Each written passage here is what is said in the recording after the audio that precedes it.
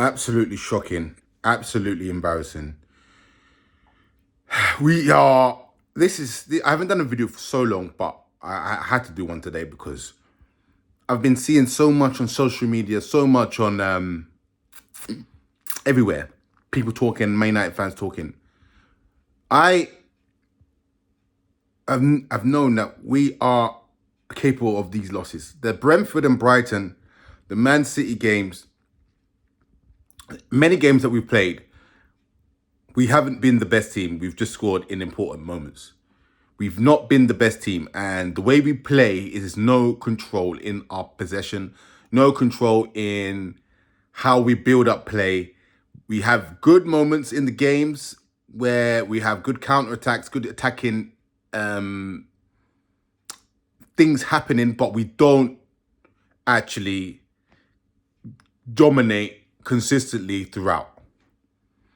The only game I've seen that we've dominated consistently throughout is Man United versus Tottenham when we won 2-0. And that's the only game we've dominated from start to finish, and we looked very, very, very good. Today was a 7-0 annihilation, and we deserved it completely. We deserved the annihilation because this has been coming. I am liking Ten Hag, don't get me wrong, but I've always been wary of Ten Hag a little bit. And I'm not saying he's a rubbish manager, he's a top-level manager, but he has certain things that I'm wary of. Number one, the stubbornness in certain players. Players that come on, players that start, is a stubbornness. Mctominey comes on the field and we concede 4 goals. That is not a coincidence. People need to look at Mctominey. He keeps bringing on Mctominey. When Mctominey starts, we don't do well. When Maguire starts, we don't do well. When McTominay's on the pitch, we don't do well. When Maguire comes on the pitch, we don't do well. He's still making these decisions. I don't know if it's him. I don't know if someone's in his ear telling him to play these crap players. But these players consistently fail Manchester United over and over again.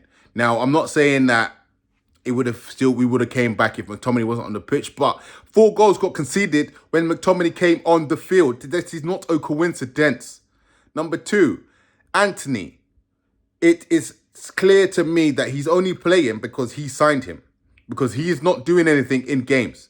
He scored against Barcelona, and that's all he's done for 3 months. He's done nothing for 3 months. But he still plays him over Sancho. When Sancho has scored more goals, been on holiday and come back and still score more goals than Anthony. But then Sancho doesn't get any game time.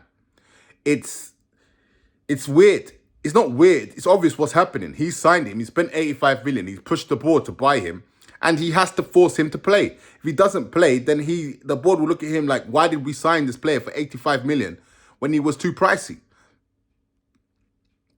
These are facts about Ten Hag. Weghorst, I've said it time and time again to people, obviously haven't said it on here. The signing of Weghorst, I thought he would score goals. He can't score goals. I don't mind the hold-up play and stuff, but that has to come with a goal threat. There is 0 goal threat from Weghorst. He's a Harry Kane with no goals. What is the point of that? What is the point of having a striker who plays number 10 because he's so slow and he doesn't score goals? What's the point? He's rubbish. And for me, Ten Hag is overplaying him, overutilizing him too much. He's not that good. He's not a top-level player. He doesn't play well in the big games against the big teams. He doesn't do well because he's not that good. He's too slow. He's too limited.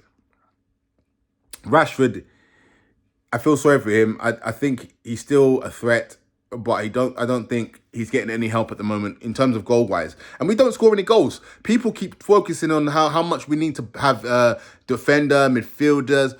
Our attack is our weakest element. Our attack is our weakest element, and people think buying one striker is going to save it. I think we need a striker and another winger. If he doesn't want to play Sancho, sell Sancho and buy another winger, because we need a winger who can actually penetrate the defense and score goals and make assists. But we don't have that. We have Anthony doing nothing on the pitch. He's a waste of a player. He didn't even track back, and he was the worst player on the pitch today by far. Attacking wise, poor. Defensively, poor. And he played the whole 90 minutes, which was It was weird to me. It was weird that like I feel like Ten Hag just is an emotional manager. I think people think he's clinical and stuff, but I see things. I see things that people don't see. I see things that people can't see. You get what I'm saying? And Ten Hag is an emotional manager. He plays people based on emotions and based on, like, he likes Anthony, he likes Weghorst, he brings them in and he thinks, oh, he's forcing them in to make them work. But they are not working, and someone needs to advise him in the coaching staff that he needs to flip it up big time. Because right now, we're suffering. And people think, oh yeah, but it's one game, Liverpool, okay, we got battered. But I've been seeing this coming for time. How many chances did we concede against West Ham? How many chances did we concede against Barcelona, both games? Yeah, the Leicester game, we won 3-0, but the first half, they could have scored. It's only 2 world-class saves from De Gea. Like, we've been riding our luck. We've been riding our luck through a lot of games. And, you know, obviously, since Fred has come in the team,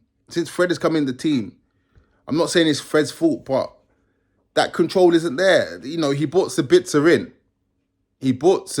in.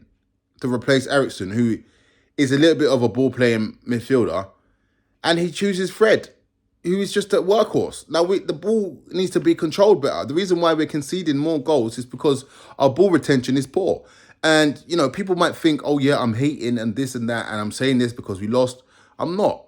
See, Casemiro, he's a big influence for us. Massive. He's a top defensive midfielder, but his weakness is the ability to move the ball. Now, I'm not saying he can't, I'm not saying he doesn't, but I'm saying it's not consistent enough. I'm saying he does, but he doesn't do it a lot. Or he misplaces the pass too much for me, for a defensive midfielder.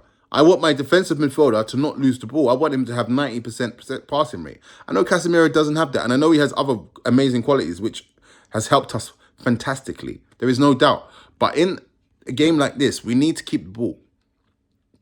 We're away from home and we're playing counter-attacking football. We're pushing up high and we're playing against Liverpool. We got battered because we was too open. We got battered because we thought we could counter-press them, and they are the best team at counter-pressing.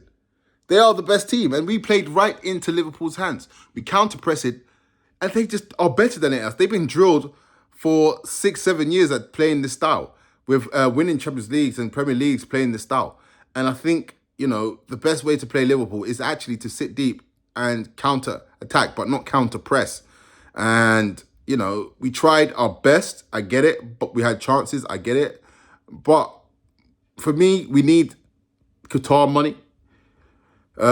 We need to actually have a team, have better attackers. I think I would looking at a striker and a right winger.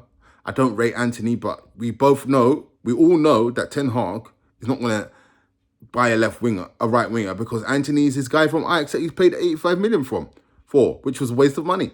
It was a waste of money. You can see Anthony is not that good. Bruno Fernandes, I've never been a big fan of Bruno Fernandes. People think, oh yeah, he's captain, and since he's become captain, we've improved. No, the reason why we've improved because Maguire's not on the pitch. It's really simple. Like, when you get a championship defender out of your team, you're going to improve naturally. It's not because Bruno's a better leader, because you can see the way he was operating. He had no leadership skills whatsoever. I really don't like him at number 10. I'm really not a fan of Bruno Fernandes. I think he's a good player and I think he can be utilised. But I'm not his biggest fan. He goes missing too many times for me in big games. And for me, if you're a top player, if you're number 10 particularly, that's who we need most in big games. We need the number 10. And the fact is, he doesn't even play number 10. Ten Hag puts him on the right, puts him on the left. Even to what Ten Hag is saying, that he doesn't really rate him as number 10. You know, I know the defence crumbled, but I don't think it's the defence's fault. I think it was too much pressure. I think we was too open. I think the midfield, Casemiro, I don't think he was fit. I think he wasn't really moving that well. Ten Hag should have saw this, but obviously he didn't want to take him off because he knows what happens. And I think the fact that Casemiro wasn't playing is the reason why they won the game. Like, it was a big factor in it. And we don't win games without Casemiro. It's really, really simple. We don't. And because we don't have a defensive midfielder who can defend. Because Mctominey can't do it. And, we need to start. We're going to bring this Qatar money. Like, honestly speaking, if I'm bringing that Qatar money, I'm buying one midfielder, I'm buying another defensive midfielder, and I'm buying two attackers. I don't think we need another defender. I think Lindelof is a fantastic backup, and sell Maguire and bring a youth player in. If we have the extra money, then bring a centre back, and we need a right back. I think we need a right back as well. To be honest, I think like Wan-Bissaka and Delo are good, but Delo is good. Delo is good. I think Delo is good, actually. He is good. And Wan-Bissaka is as well, actually. But it's like, it just doesn't seem like they're that to be in that position. They're not like cemented. Because sometimes I feel to play Wan-Bissaka. Like in this game, I would have played Wan-Bissaka. I just think Wan-Bissaka is a better option for this game because he's quicker, he could tackle. And away from home, you need a Wan-Bissaka on the pitch. You do. Like, we don't... Wan-Bissaka sometimes he just makes defenders... He just makes attackers worry. He just puts off attackers. But I think Delo encourages attackers. I think when they're against Delo, they feel very confident against Delo. But I think against Wan-Bissaka, I think there's less confidence. But it's an embarrassment. And I think Ten Hag needs to really look at... I don't think he will, though. I think he'll still believe that... He'll blame something. He won't blame the tactics. He won't blame the players that he thinks are the best or players that he likes. He'll say that we need to do better, blah, blah, blah, this, that, and the other. But the fact remains, he's got 4-0, 4-0, 6-3, 4-2, and 7-0. It's 4 plus 4. 4-0, 4-0. He's got 2 4-0s on his belt. 6-3. That's 14 goals. Then plus 7 is 21 goals. And then another 4-2. That's 25 goals conceded in like 5 games. That's a 5-goal average in these games. It's unacceptable. It's unacceptable. Like, I don't think we are clinical enough at the top of the field. I think we're not clinical. We don't finish off our chances that well, and we need to have better attacking options in next season to stand a chance to even win league titles and stuff next season. We need to have better attacking options because I think Sancho can score goals, but he doesn't seem to play. I think he is a good finisher, but he doesn't get games. I don't think Anthony can do anything. Garnacho is a good youngster, but he's young. It's only Rashford. It's one guy. We are too reliant. And even Fergie said it in the League Cup. He basically said we needed more goals from other people. That's what Fergie said. And Fergie's probably seeing this because Fergie, the reason why we always used to win things because we always knew where the goals come from in Manchester United. I think in the team that we're playing right now, Anthony can't score. Weghorst is not scoring. Bruno Fernandes, it's not certified with him. He should have scored that header. I don't even think he should have headed it. But, we move on. We need to think about many different things as Man United fans because I think right now we're looking poor. We're looking very poor. People might think that's an overreaction, but I know we've won the League Cup and stuff, but even in that game, we didn't do anything really. It was too easy. Newcastle made it easy for us. We didn't even try, but they played so poor, but they still had a few more opportunities than we did. As Man United fans, we're not seeing what was going on here. We're just getting excited and we're just thinking that we're just going to win games just because we are Manchester United, just because of Ten Hag. Ten Hag is not on the pitch. We need players. We need players. Like, it's very obvious. Like, without Martial, it's very clear that we don't have what we need at the top of the field to actually cause threats. And Weghorst is just, I just can't stand him. He's a good squaddy. He's a good big bench. But the problem is Martial can't play. Anyway, we need to move on. And I don't even know if I can watch the next game. It's just the 7-0 thing. It's 7-0 is different levels. It's going to be in history. It's going to be in the history books forever. It's shambles.